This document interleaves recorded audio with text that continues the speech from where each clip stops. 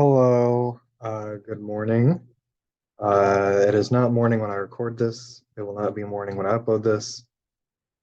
Anyway, good morning. Today we're going to be talking about a little bit more about composite functions and identifying when uh, functions are made up essentially of simple functions that we are okay with. So again, the big idea is that we want to take derivatives. Uh, I have even worse handwriting on here than on the board. We want to take the derivative to take derivatives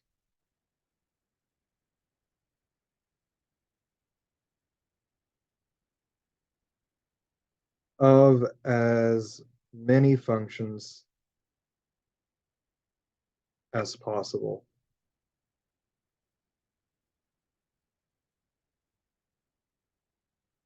So we actually end up doing this by kind of breaking every function down into pieces that we do understand. So we're going to break down functions into simple pieces.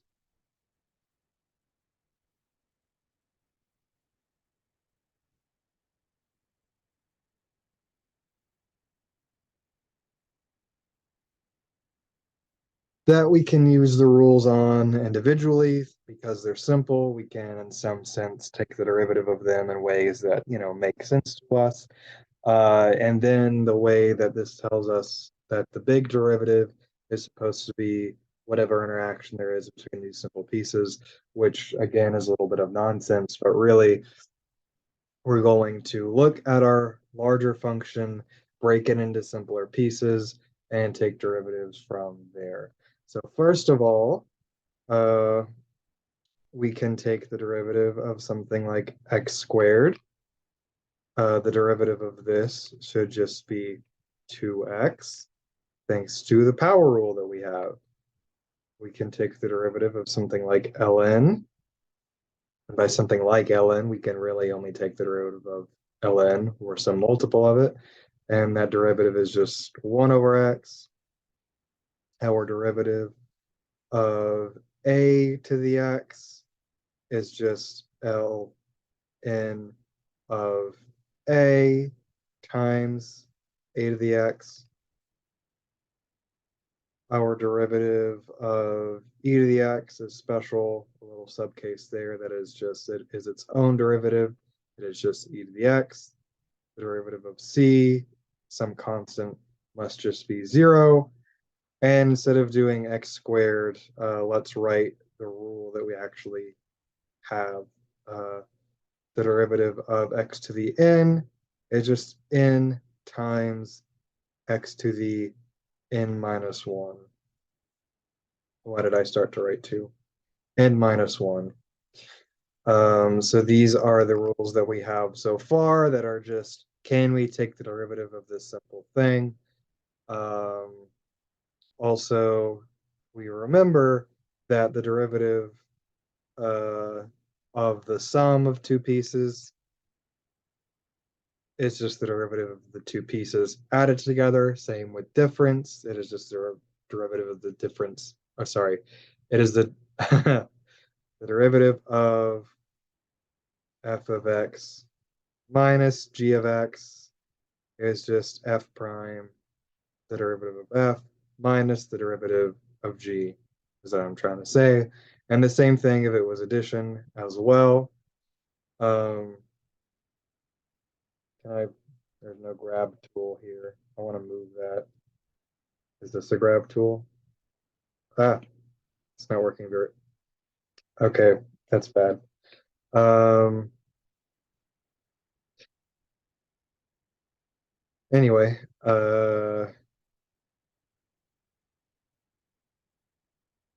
sorry, f prime of x plus or minus g prime of x. And likewise, if there is a multiple, if we're trying to take the derivative of c times f of x, then that derivative is just c times f prime of x. So whenever we have some multiple out here, we can just hold on to it and wait for later. So again, all of our kind of more simple functions that we can take the derivative of maybe looks like this. The left side being the original function, the right side being derivatives. And then we have these two rules so far that kind of tell us how these simple derivatives can interact with each other. So again, what I'm really saying here is that if we had some quadratic function, x squared plus 3x plus 2, when we want to take this derivative, well, we look at it and say, okay, well, this is three parts being added together. This is x squared, 3x, and 2. So to take this derivative, I just have to take the derivative of all the parts. So now the derivative of x squared should be, well, the power rule says that this 2 up here comes out front, and this should be 2 times x raised to the 2 minus 1. And we're just adding our pieces still. So then this is 3 to the x. Well, this 3 out here just carries over. And then now we can take the derivative of just x. Well, the derivative of just x that we have talked about before should just be 1. Or we kind of look at this on its own and say, okay, well, 3x is a line. So what is the slope of a line that is 3x? Well, that's just 3. So we immediately know that derivative should just be 3, or the way I have it here, 3 times 1, which is still just 1. I'm sorry, 3 times 1 is 3. And then here we have 2, which is, I'll put it in a box. 2 is what we would call a constant, right? It is just some number. And the derivative of a constant should just be 0. So this 2 immediately should just be 0. So now let's simplify and add these together. This is 2 times x, and this x is raised to the 2 minus 1. Well, 2 minus 1 is just 1.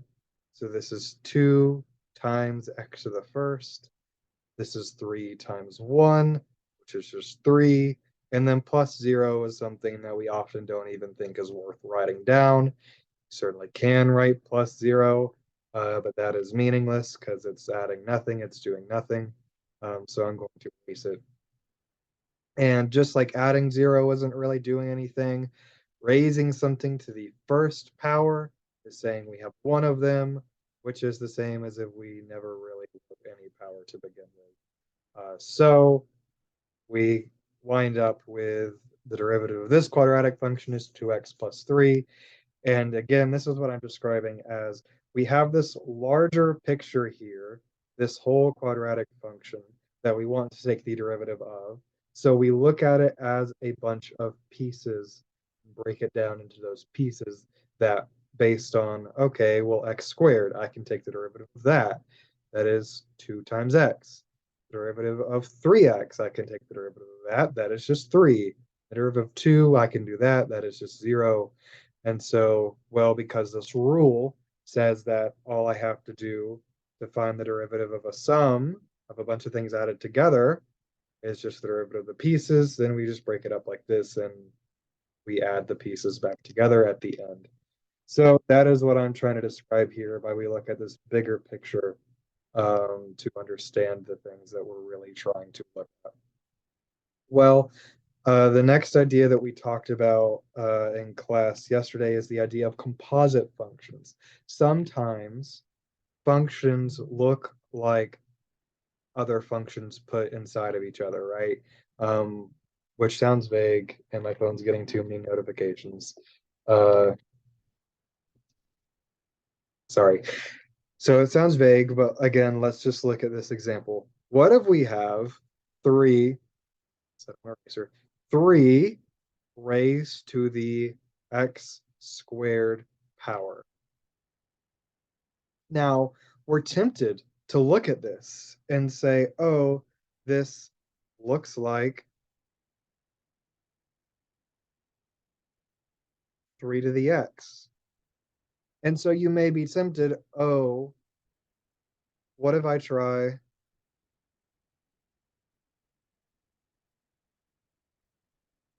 to take this derivative and it's just, well, this rule says that I just take ln of a, well, that's just this 3 down here, times, and then we leave the a part alone. Maybe it's just this, and this is bad. This is not correct at all because there's more happening here than just a basic exponential type function, right? If we're trying to describe the rate of change, we should notice we are plugging something in right here that drastically changes what's really happening with our how quick we're changing. So we're going to emphasize this is bad. We don't do this. You don't just pretend the x squared is just x and keep going. We need to make a drastic change to the approach.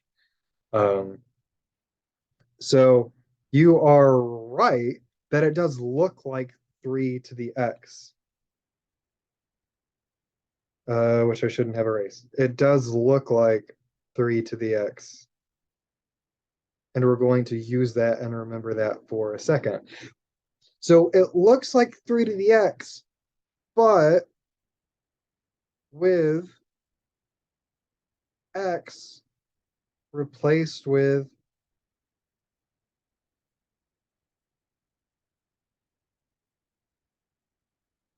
x squared. So it is almost like we had an original function, which again, we're saying this is just 3x, but I plugged in x squared for x. And that is correct, and that is true, and that is exactly the kind of identification that we need to make with our composite functions. So it's as if we started with this base function, 3 raised to the x power, some simple function that we're nice and good with, and then we had another function, if I named it g of x, that is just our x squared. If we have these two pieces, then our main guy over here, the big idea, is just these two pieces assembled together. It is a composition or a composite function of these two guys. And what I mean by that is that 3 to the x squared is just equal to, as if, again, we're saying right here, this looks like 3 to the x, but with x replaced with x squared. What do we mean when we take a function, we take our f function, and then we plug in another function? Oh, that is function composition.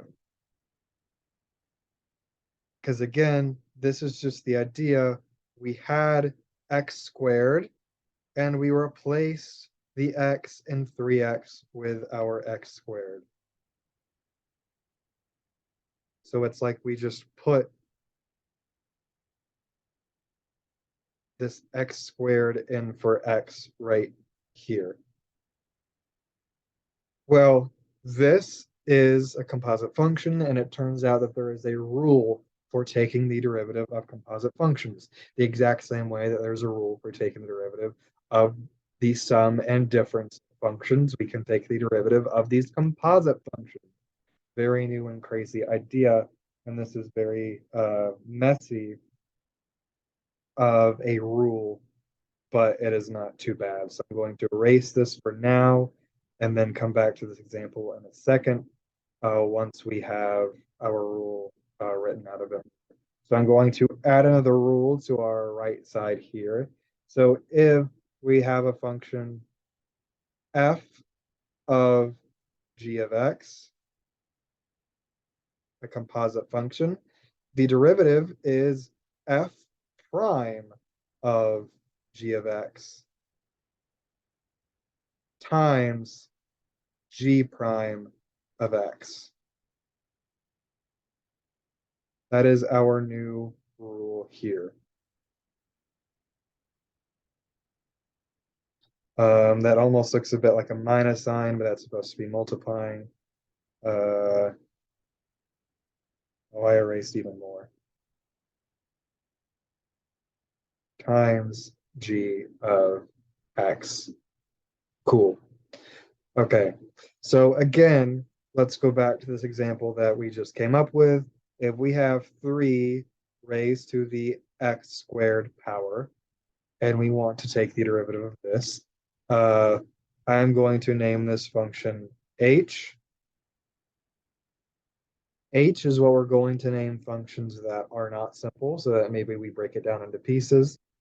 Um, H is 3 raised to the x squared, and we identified really, well, if we're going to rewrite this with colors to kind of make things pop a little bit more. This is 3 raised to the x squared. So now this is as if we had f of x is 3 to the x, right? This looks like 3 raised to the x, but we are plugging in another function into that. We are doing a little bit more. We plugged in x squared into 3 to the x. Then h of x is equal to f of g of x. So let's look at our rule. And it says that the derivative here should be f prime of g of x times, I forgot to write the prime, g prime of x. So all we need now is to find the derivative of f, plug in g, and then multiply that by the derivative of g. So let's go ahead and find the derivative of the pieces here. So now we look at our function. We look at f of x, and it is 3 to the x.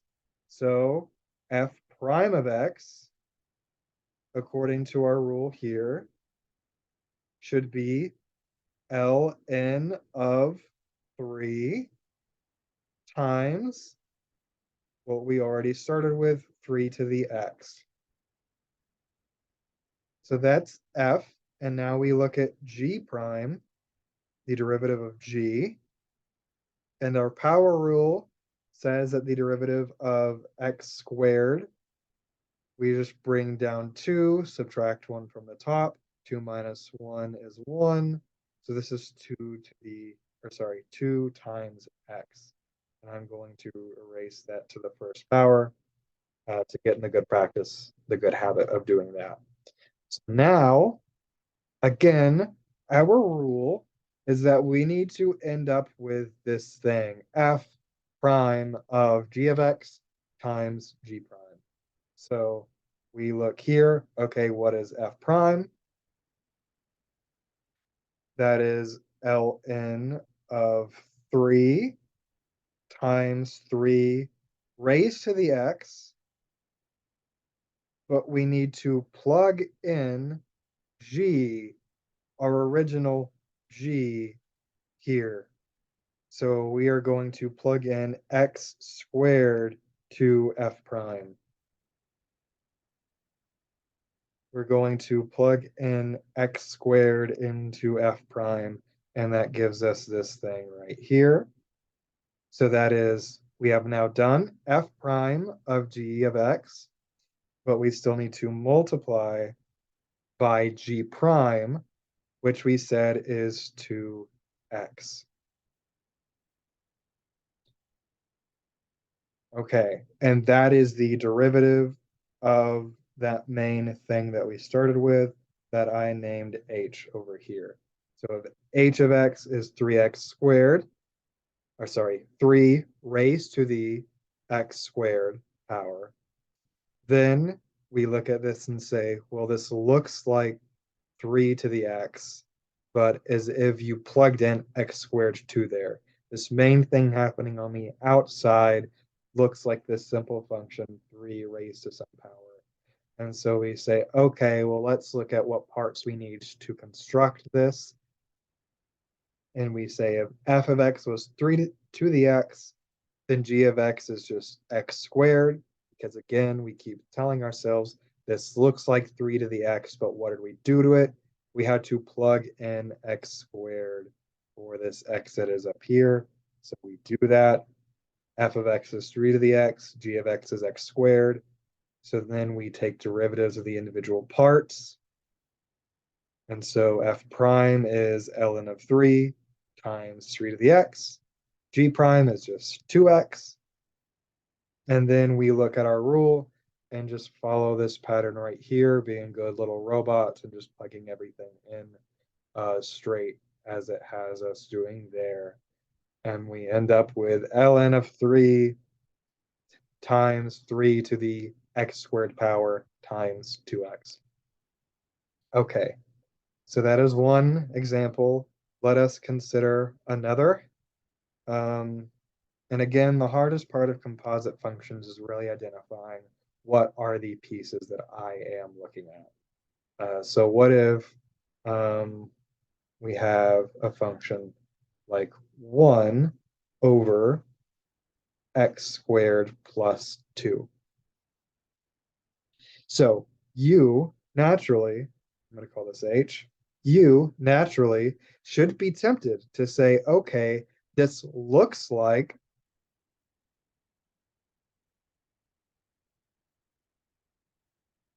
x squared plus 2, but we're doing something to it. But we are doing what to it? Well, it's like we're taking the reciprocal.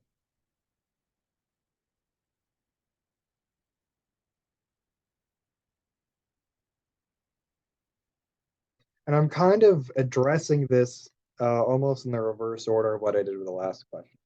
The last question, I said we had 3x squared. And we kind of look at this and we say, okay, well, this kind of looks like 3 raised to the x, but I put something different inside of it. Well, here, this looks like x squared plus 2, but we're doing something to it. So here, it's as if this x squared plus 2, it's kind of like this x squared. We're doing something to this x squared, the same way that we're doing something to this x squared plus 2. Um, so we are taking the reciprocal of it. Um, So it kind of looks like the big outside function. It kind of looks like the function that we're plugging something in. This, that's eraser. Um, the big function that it looks like we're plugging something into, this part looks like 1 over x. But instead of x, we have x squared plus 2. So you can kind of take this in two separate directions. So you either say, okay, well, I can easily see what is on the inside. So what do I do to the inside to end up like this? Or you say, okay, I can look at the outside. What did I plug into that to get this? So it's kind of two separate directions of asking the same question at the end of the day. Uh, so it's whatever makes the most sense to you. I think in this case, x squared plus 2 kind of sticks out a little bit more. Uh, so it's very natural to make that identification first. But really, what we're going to be doing, what we care about, is the fact that this outside part is just 1 over x. And what did we plug in to 1 over x? What did we replace x with to get this? Well, then this is just as if we plugged in x squared plus 2. So we are going to make g be x squared plus 2. Okay. Now I'm going to not try and take this derivative yet. I'm going to keep going through a couple more examples of compositions. But remember, when we have something like 1 over x and we want to take the derivative of it, we like to write that as an exponent. So we are not going to just leave it as 1 over x to take this derivative. We want to write this negative 1 up there instead. We like to rewrite these as exponents instead, which is a whole algebra lesson in itself, that we did. So again, if you're to continue, you really want to do this step, but I'm going to go ahead and stop this example right here, and then start taking derivatives a bit later once we had more practice with function composition. So let's look at another example. Let's look at h is ln of 3x squared plus 1. I like this example. Maybe it's kind of clear what it's supposed to be. So what is the outside function? This is a bit clear because it genuinely is like on the outside of everything. This outside function should just be ln of x. Well, what did we replace x with to get this? AKA, what is on the inside of that function? Well, that is just 3x squared plus 1. And now we broke it down into two functions that we can take the derivative of. Fantastic. Very, very good. Okay. Now we're going to do an example that kind of gives us another approach to these kinds of questions. So let's say that I had x squared plus 1 squared. Now, our gut instinct is to expand this out. Questions that I've asked before have put us to moments like this where we see this kind of thing and we think, oh, well, this is just equal to, if it will let me, right? This is just equal to x squared plus 1 times x squared plus 1. And I can FOIL that out. We'll do x squared times x squared is x to the fourth. X squared times 1 is x squared. 1 times x squared is x squared. And then 1 times 1 is 1. And then let's combine our like terms. And this is 2x squared because there's just 2x squareds. And then we have our plus 1 here. And okay, we wrote it like this. This is what is actually called expanding this. Well, also, we can look at it another way. So what if we see this as x squared plus 1, but we square it? It's as if we, again, we're squaring something. Well, squaring something is just taking x squared and then plugging something into the inside of that. So it's as if we started with x squared and plugged in x squared plus 1, which is very crazy. A little bit different way of an approach. So instead of doing a lot of the algebra, the steps to FOIL it out like this, we also can rewrite our function in this terms.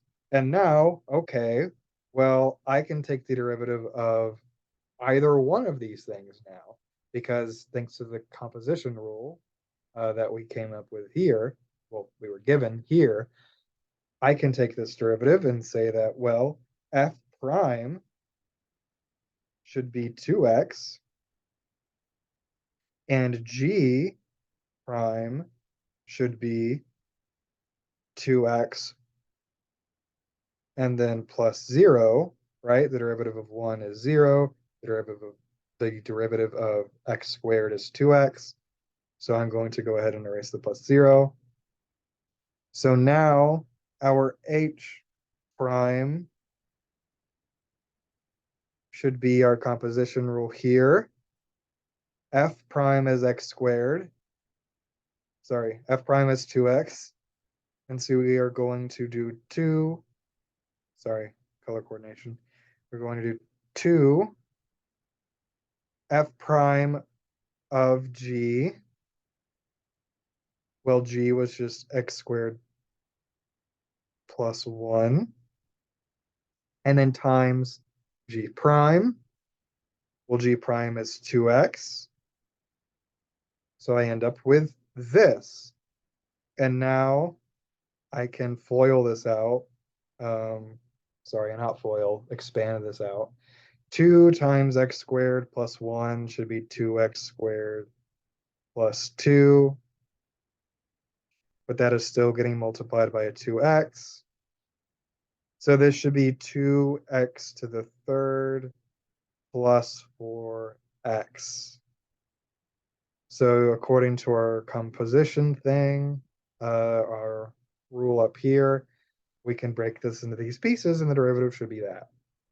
Okay, well, we already did this work at the first where we expanded it out. We FOILed. And well, we can certainly take the derivative of this thing. So let's do that exactly. The derivative of 1 should be 0.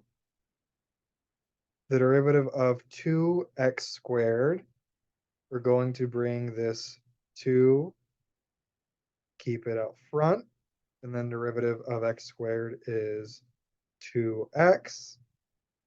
And then the derivative of x to the fourth should be bring the 4 down. Bring the 4 down.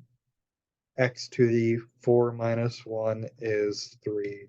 And we are just going to, again, add these pieces.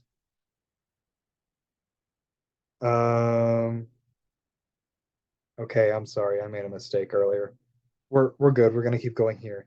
4x to the third plus 2 times 2 is 4x, and I'm not going to write the plus 0.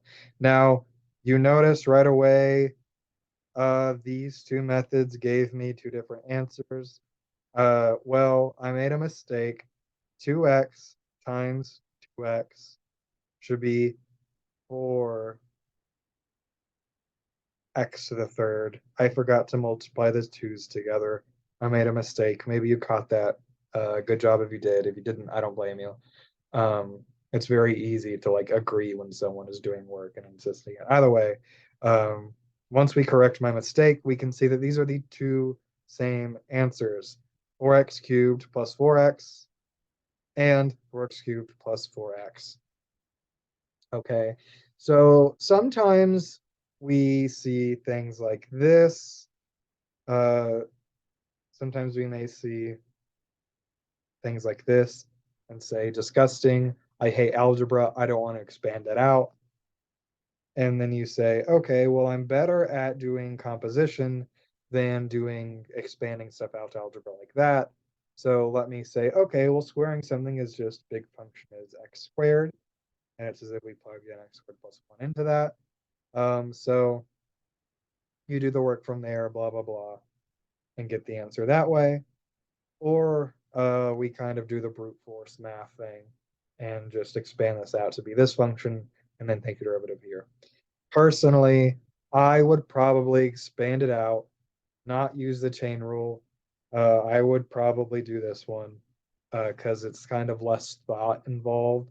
I am so used to squaring these stuff like this that to me this approach is easy because then it gets me down to here and then I can just take this derivative and that's fine. But if someone, again, I'm only good with squaring this stuff out because I've done it so many times. So if you're less comfortable with squaring stuff out, foiling, whatnot, however you want to call it, then you're also welcome to do this composition thing here as well. So let me do, I think we've done every type of composition here. So I'm going to wrap it up with one last kind of take this as a warning, I guess, kind of example.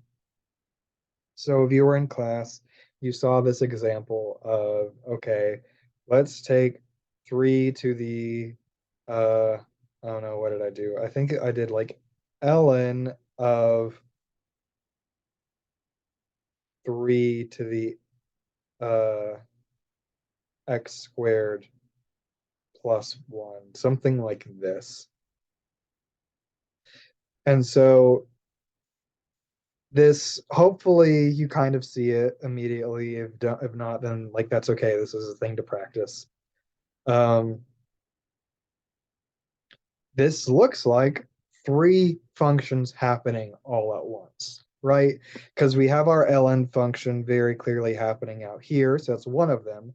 Well, then on the inside, we also have something that looks like 3 to the x squared plus 1. Well, not looks like, it is 3 to the x squared plus 1, which on its own looks like a 3 to the x with x squared plus 1 plugged in. So really, there's 3 functions happening here. So if we try to use this rule, we would have to be very careful, because now the derivative of g prime, instead of just being g prime, is another composition here. So essentially, the work that goes into solving this has you doing a lot more than just a simple what is f prime, what is g prime, because then asking what is g prime and is asking a whole other composition. Um, so this is a composition within a composition. Things are very complicated and gross. So my whole point in saying this is we will not see these because this is cruel and unusual. This is not a normal kind of question, so we are going to avoid these kinds of things. But in the quote unquote real world of math, which is, I guess, an oxymoron, these things do exist, is my point. So this exists, but they're so gross, we are not going to touch it. Even though in theory we can, I appreciate y'all too much to do that to you. Uh, okay. Anyway, this was our lesson over composition and how we can look at a big function and break it down into smaller pieces. Um, cool. That is, yep.